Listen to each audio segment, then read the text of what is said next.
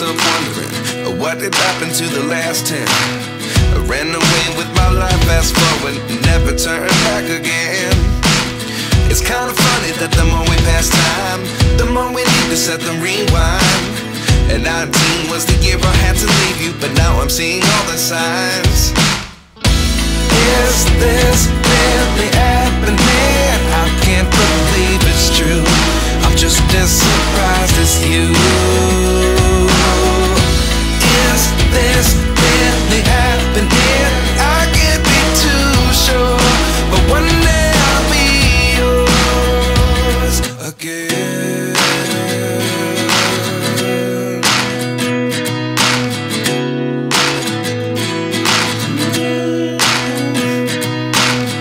Life lessons come one in a dozen, the other 11 get something from nothing.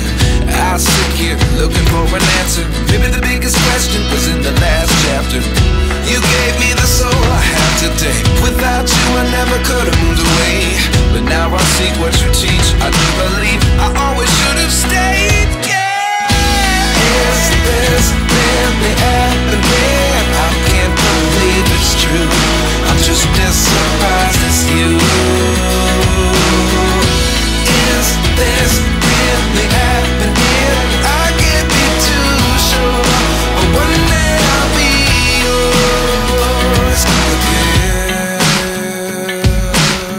One day I'll be yours.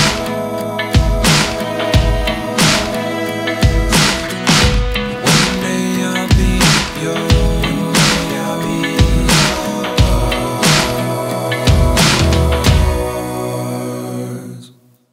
Life lessons come one in a dozen, the other 11 get something from nothing. Life lessons come one in a dozen, the other 11 get something from nothing. Life lessons come one in a dozen, the other 11 get something from nothing. Life changes just open the door. One thing's certain, I'll always be yours. Is this really happening? I can't believe it's true. I'm just as surprised as you. Is this really happening? I can't be too sure, but one day I'll be yours. Yeah. Is this really happening? I can't believe it's true. I'm just as surprised as you. Is this really happening? I can't be too sure, but one day I'll be yours. Gagawin mo kung gusto mo ba isang straight lang ba siyang ganyan or pa square ba siya, or depende kasi kung ano ang gusto mong gawin dito sa ano na to, sa mirror na ito, na ano ba tawag dito, self-adhesive mirror na tinatawag, or wall mirror na tinatawag, di ba? So yan mga kalakotseras, samahan niyo ako sa pag dikit ko nung self-adhesive mirror dito sa mismong wall. Then, naisip ko na naman kung paanong design ang gagawin ko. And mga kalakotseras, yung mga hindi pa po pala nagsasubscribe dito sa YouTube channel ko, please subscribe po.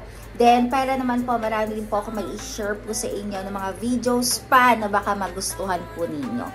So, yung mga kalakotseras, let's start na!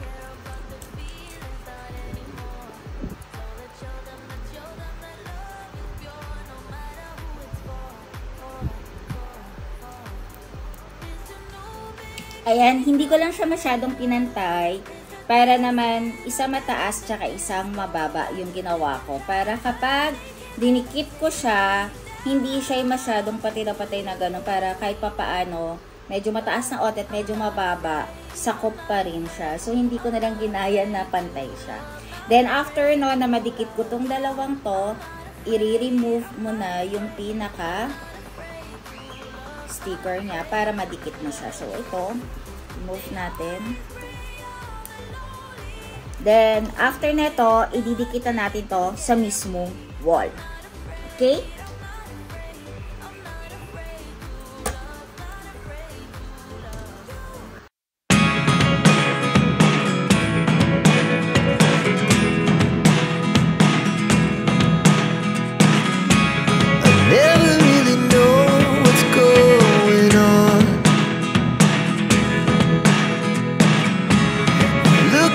Sometimes like all you want to do is run.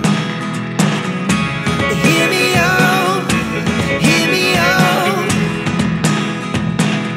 It's all the things you never show. There are the things I want to know.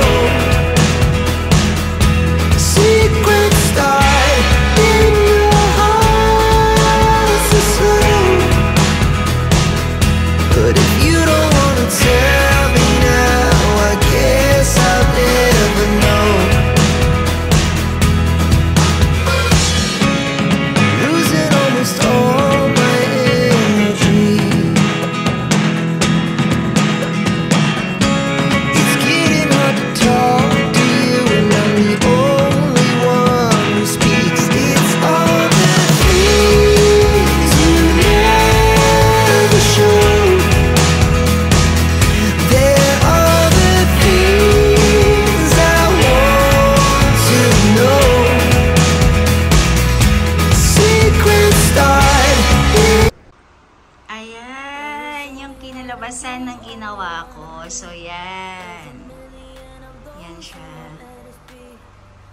Medyo malayo ang pagitan ng ginawa ko kasi plan ko siyang lagyan dito ng didikitan ko dyan ng picture frame and dito ng picture namin. Kaya may onting uwang siya.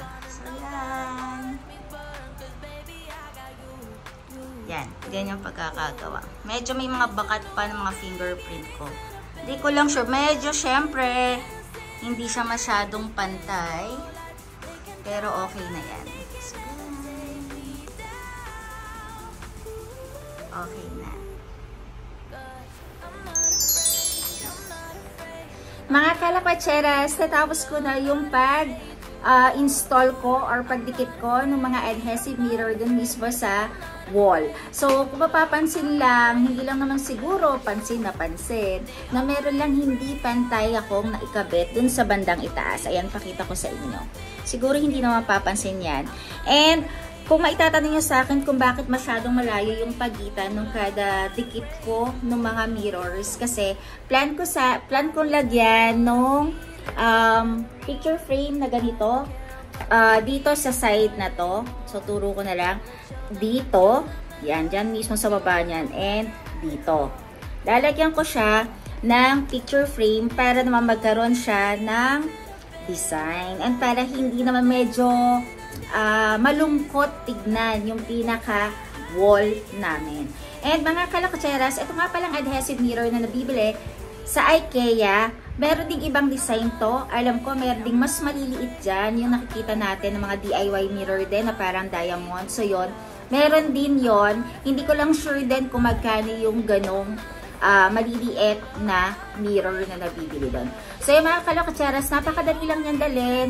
And, yun lang, parang matcha-challenge mo yung sarili mo kung kaya mo bang mag-design talaga ng bahay ninyo nang hindi na kinakailangan pa na kumuha pa ng mga professional. So, yun. Kahit hindi naman tayo professional, kayang-kaya natin gawin yan. So, isipin lang natin mabuti kung paano ba natin didesignan yung bahay natin or yung unit natin or yung condo natin na gusto nating pagandahin. So, yan mga kalokatseras.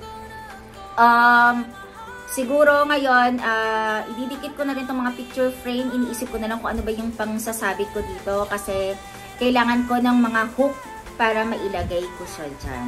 So, yan mga kalokatseras. Kung gusto nyong bilhin ito kung gusto nyong bilhin itong mirror na to, adhesive mirror na to, sa IKEA lang pumunta kayo. Murang-mura lang din yan. 490 lang for 4 pieces na po yan. And then kung gusto nyo medyo mas marami pa, so yun, marami naman po doon and marami rin po mga design. And meron din po mas malalaki niyan. So yan, hindi ko lang din po alam kung yung mas malalaki dyan is kung paano niyan ididikit. Baka kailangan na ng yung parang glue na sa wall. Yung parang pinandikit namin sa PVC wall panel namin. Siguro yun ang kinakailangan doon. So yung mga kalokatseras, please don't forget to like, share, and subscribe po sa YouTube channel ko. And lalo na po dun pa sa mga hindi pa po nagsasubscribe and nanonood po ng YouTube channel ko. Pa-subscribe naman po. Jala Kwatcheras. Bye-bye!